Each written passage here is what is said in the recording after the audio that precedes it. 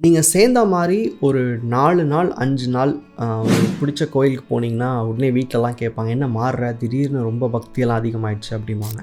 ஒரு 2 வாரம், 3 வாரம் தொடர்ந்து நீங்க உங்க ஃப்ரெண்ட மீட் பண்ண போலன்னா, "நீ என்ன வர வர மாறிட்ட? நீ என்ன இப்பலாம் வந்து அ விளையாட வரதில்ல?" அப்படின்னு கேட்பாரு. இல்ல மீட் பண்ண வரதில்லன்னு கேட்பாரு. ஸோ உங்களோட சின்ன மாறுதல்கள் கூட உங்கள சுத்தி இருக்கிறவங்களுக்கு ரொம்ப ஈஸியா புரிஞ்சிரும். அப்படி இருக்கிறப்போ, ஈர்ப்பு விதி பயிற்சிகள் செய்யும்போது, இந்த மேனிஃபெஸ்டேஷன் டெக்னிக்ஸ்லாம் ஃபாலோ பண்ணும்போது, நெறைய மாற்றங்கள் உங்களுடைய பிஹேவியர்லயும் வரும், உங்க செயல்பாடுகள்லயும் வரும். ஆப்வியஸ்லி அது உங்களால புரிஞ்சுக்க முடியும். ஆனா சுத்தி இருக்கிறவங்களால அத எடுத்துக்க முடியாது. ஸோ பொதுவா இந்த மாரி பயிற்சிகளுக்குள்ள இருக்கிறவங்களுக்கு இது புரிஞ்சிருக்கும். அத நீங்க ஓரளவுக்கு மேனேஜ் பண்ணிட்டுருப்பீங்கன்னு நெனைக்கிறேன். இதுக்கு மேல இப்ப தான் நான் ஆரம்பிக்கிறேன் அப்படின்னு சொல்லி புதுசா வர்றவங்களுக்கும் இந்த வீடியோ ரொம்ப யூஸ்ஃபுல்லா இருக்கும். ஸோ இத வந்து ஒரு ப்ரிகாஷனா சொல்றேன். இப்படிலாம் நடக்கும் ஏத்துக்கோங்க அப்படின்றேன். ஏன்னா உங்க வீட்லயே உங்கள வந்து ஏலியனா பார்க்கறதுக்கு கூட வாய்ப்பு இருக்கு.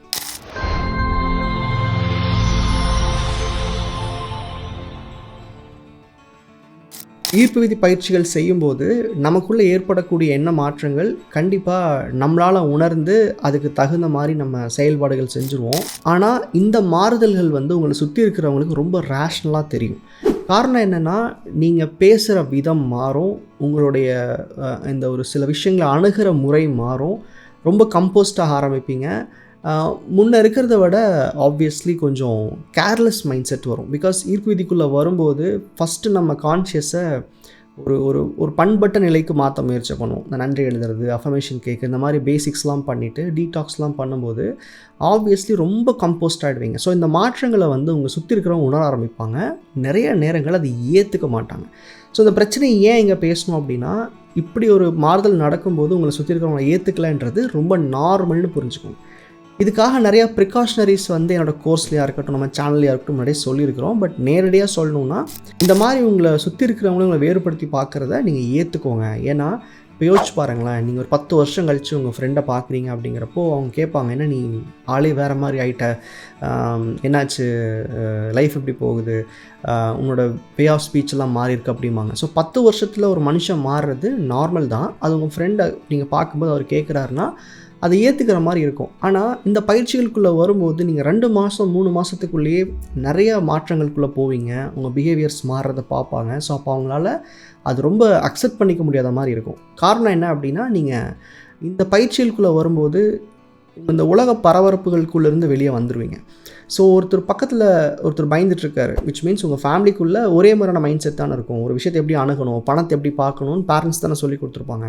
ஸோ அப்போ நீங்கள் பார்க்குற விதம் மாறும்போது, அணுகிற விதம் மாறும்போது அவங்களுக்கு வித்தியாசங்கள் தெரியும். ஸோ இது பேரண்ட்ஸாக இருக்கட்டும், பிரதர் சிஸ்டர்ஸாக இருக்கட்டும், ஃப்ரெண்ட்ஸாக இருக்கட்டும், நிறைய மாற்றங்களை பார்க்கும்போது, இல்லை நீ எதோ தப்பு பண்ணுற, நீ வந்து ரொம்ப கேஷுவலாக இருக்க, இல்லை ஏன் இப்போலாம் நீ டிவி பார்க்குறதில்ல, ஏன் நீ லைஃப்பில் ஃபன்னே இல்லாமல் இருக்குது, இந்த மாதிரி நிறைய கேள்விகள் வரும். ஏன்னா இப்போ நீங்கள் மாறுறது மட்டும் இல்லாமல் இந்த பயிற்சிகளில் நார்மல் ரொட்டீன்லேருந்து உங்களை விலக்கி சில டீடாக்ஸ் ப்ராக்டிஸும் பண்ண சொல்லியிருப்போம். முக்கியமாக இங்கே பிரச்சனை எங்கே வரும்னா, நீ ஏன் வந்து லைஃப்பில் ஃபன்னே இல்லாமல் இருக்க அப்படின்ற கேள்வியெல்லாம் வரும். ஸோ அப்போ இந்த மாற்றங்கள் வந்து நீங்கள் வெளிப்படையாக பண்ணுறதும் சரி, இந்த ப்ராசஸ் உங்களுக்கு உள்ளே ஏற்படுத்துறதும் சரி, இது உங்களை சுற்றி இருக்கிறவங்ககிட்ட நிறையா சலசலப்புகளை ஏற்படுத்தும். ஏற்றுக்க மாட்டாங்கன்றது ஒரு சைட். இதை நம்ம என்ன பண்ணலான்னு பார்ப்போம். இல்லை நீ வந்து பழைய மாதிரி இல்லை, ஒரு மாதிரி டிப்ரெஸ்டாக இருக்க, நீ வந்து பார்க்க ஒரு மாதிரி அமைதியாக இருக்க அப்படின்னு சொல்லி பயப்பட்டு என்ன சொல்லுவாங்கன்னா, இல்லை நீ வந்து படம் பாரு, நீ வெளியெல்லாம் போயிட்டு வா, எல்லாத்தையும் போய் நீ கவனி, உன் லைஃப் மட்டும் பார்த்துட்ருக்காத, இந்த மாதிரி சொல்லுவாங்க. ஸோ இது வந்து அவங்க சொல்கிறது வந்து உங்கள் மேலே இருக்கிற அக்கறையினால் எடுத்துக்கிட்டால் கூட, நீங்கள் எதிர்பார்க்குற மாற்றங்களுக்கு அவங்களுடைய டிரெக்ஷன் வந்து ஹெல்ப் பண்ணாது. ஏன்னா இன்றைக்கு வரைக்கும் அப்படி தான் இருந்தீங்க. இன்றைக்கு வரைக்கும் வந்து எல்லா விதமான பொதுவான செயல்பாடுகள் எப்படி இருக்காங்களோ அப்படி தான் நீங்களும் இருந்தீங்க. மாற்றங்கள் இல்லை. அப்போ இந்த ப்ராசஸில் 3 to 4 monthsக்குள்ளே இந்த மாதிரியான மாற்றங்கள் ஏற்படும்போது, இவங்க ஏதாவது சொல்கிறாங்கன்னா ஜஸ்ட் இக்னோர் பண்ணுங்கள். அவங்கள எதிர்த்தோ இல்லை வந்து இந்த ப்ராசஸை நியாயப்படுத்தியோ நீங்கள் போராட வேணாம். ஏன்னா இந்த மாதிரி மேனிஃபெஸ்டேஷன் பயிற்சிகளுக்குள்ளே வரும்போது நிறைய பேர் பண்ணுற மிஸ்டேக் என்னென்னா, ஒன்று என்ன மாதிரியே என்னுடைய சரௌண்டிங்கை நான் மாற்றுறேன் அப்படின்றது, என் வீட்டில் இருக்கிறவங்கெல்லாம் மாறணும்னு நினைக்கிறது. இன்னொன்று, நம்ம செய்கிறது கரெக்டு தான்டா நியாயப்படுத்துறதுக்கான முயற்சி இறங்குறது. ரெண்டுமே வேண்டாம். பிகாஸ் இது ரொம்ப நாளைக்கு அவங்க வந்து ஏன் இப்படி இருக்க, ஏன் அப்படின்னு கேட்க போகிறது இல்லை. பிகாஸ் அவங்க சக்ஸஸை பார்க்கும்போது, உங்களுடைய இந்த முயற்சிகளுக்கான அவுட்கம் பார்க்கும்போது அவங்க வந்து விட்டுருவாங்க. ஓகே நீ சரியாக தான் போகிறேன்னு விட்டுருவாங்க. ஸோ இந்த மாற்றங்கள் ஏற்படும் போது சுற்றி இருக்கிற பீப்புள் கண்டிப்பாக எதிர்ப்பாங்க. அதை இக்னோர் பண்ணுங்கன்னு சொல்கிறேன். ரெண்டாவது, இப்போது ஏன் இப்படி இருக்கேன், என்ன பண்ணுறன்றதை தாண்டி உங்களை செல்ஃபிஷாக நீங்கள் இருக்கிறதா நிறைய பேர் நினைப்பாங்க. ஒரு வகையில் அது உண்மை தான். ஏன்னா இந்த ப்ராசஸ்லேயே நிறைய சொல்லியிருப்பேன் நான். கொஞ்சம் வந்து உங்களை பார்த்துக்கோங்க, உங்கள் தேவைகளை கவனிச்சுக்கோங்கன்னு அடிக்கடி சொல்லியிருப்பேன். ஸோ ஆப்வியஸ்லி இந்த ப்ராக்டிசஸில் நிறைய நேரம் நீங்கள் உங்களுக்காக செலுத்துவீங்க. அப்படி இருக்கும்போது பீப்புளுக்கு வந்து நீங்கள் ரொம்ப செல்ஃபிஷாக இருக்கிற மாதிரி தெரியும். இது நம்ம அவாய்ட் பண்ணவே முடியாது. ஏன்னா நான் வந்து இன்னொருத்தரோட லைஃப்பில் போய் என்னைக்கும் நின்றுட்டே இருக்க முடியாது, அவருக்கு நான் அட்வைஸ் பண்ணிகிட்டே இருக்க முடியாது, அவருக்கு நான் சப்போர்ட் பண்ணிட்டே இருக்க முடியாது. அப்போ என்னோடய வாழ்க்கையை தொலைச்சி தான் அதை நான் பண்ண முடியும். அப்போது இது தப்பாக பண்ணலாமா அப்படின்னா இல்லை. நீங்கள் வந்து பொது வாழ்க்கையை தான் வாழ விரும்புகிறீங்க, உங்களுக்கான வாழ்க்கையெல்லாம் வேண்டாம், உங்களுக்குன்னு ஒரு ஃபேமிலியெல்லாம் வேண்டாம், உங்களுக்குன்னு ஒரு வருமானம் வேண்டாம், நான் அடுத்தவங்களுக்காக மட்டுமே இங்கே வாழ விரும்புகிறேன்றவங்களுக்கு அது கரெக்ட். நீங்கள் வந்து அடுத்தவங்க வாழ்க்கையை பார்த்துக்கிட்டே இருக்கலாம், அது தப்பும் கிடையாது. இந்த மாதிரி சர்வீஸ் மைண்ட் செட்டில் இருக்கிறவங்க இருக்கிறாங்க. இல்லை எனக்கு வந்து என்னோடய வாழ்க்கையை நான் முதல் சிறப்பாக வச்சுக்கணும், அதனுடைய அவுட்கமில் தான் நான் வந்து அடுத்தவங்களை பார்த்துக்க முடியுன்ற புரிதல் இருக்கிறவங்க இப்போ நான் சொல்கிற விஷயங்களை ஈஸியாக புரிஞ்சுக்க முடியும். ஸோ நீங்கள் செல்ஃபிஷாக இருக்கிறதா சில பேர் உணர்வாங்க. இதனால் நிறைய நண்பர்களையோ சில உறவுகளையோ நீங்கள் இழக்கக்கூட நேரிடும். என்ன காரணம்னா, இப்போ யோசிச்சு பாருங்களேன், நான் வந்து இன்னொரு புது கோர்ஸ் ஒன்று படித்து நான் வந்து என்னோடய ஜாபை வந்து பெட்டர் பண்ணிக்க ட்ரை பண்ணுறேன். ஆப்வியஸ்லி அதுக்கு நைட்டும் பகலும் படிப்பேன், சாட்டர்டே சண்டேஸை கட் பண்ணுவேன். Forget about the process. இந்த லா ஆஃப் அட்ராக்ஷனே மறந்துடுங்களேன். பொதுவாக என்ன பண்ணுவீங்க, லைஃப் இக்கட்டான சூழல் இருக்கிறீங்க, உங்கள் கெரியரை வளர்த்துக்க வேண்டிய அவசியம் இருக்குது, ஸோ படிப்பீங்க. அதே தான் இப்போவும் பண்ணுவீங்க.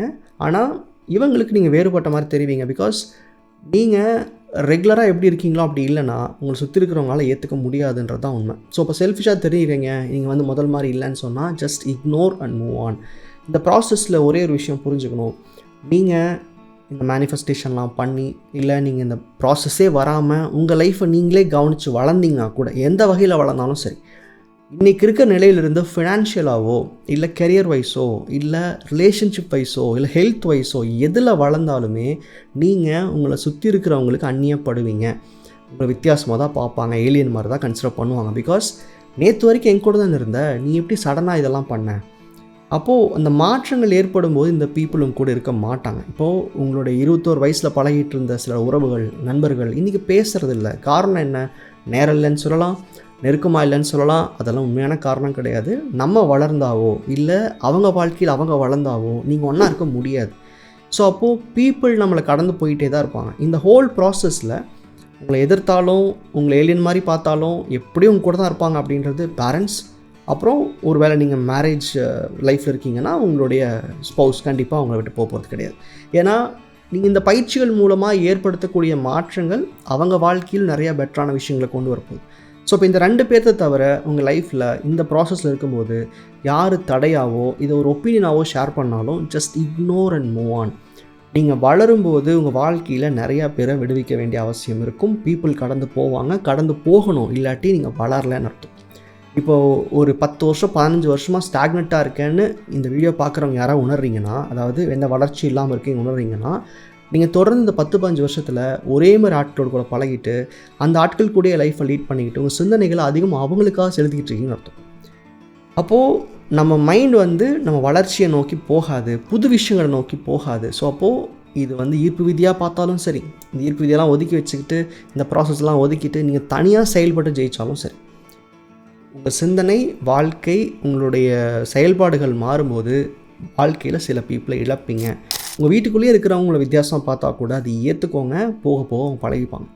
ஸோ இந்த ப்ராசஸில் நீங்கள் ஏலியனாக உங்களை யார் பார்த்தாலும் ஜஸ்ட் இக்னோர் அண்ட் மூவ் ஆன்னு சொல்கிறேன். நன்றி.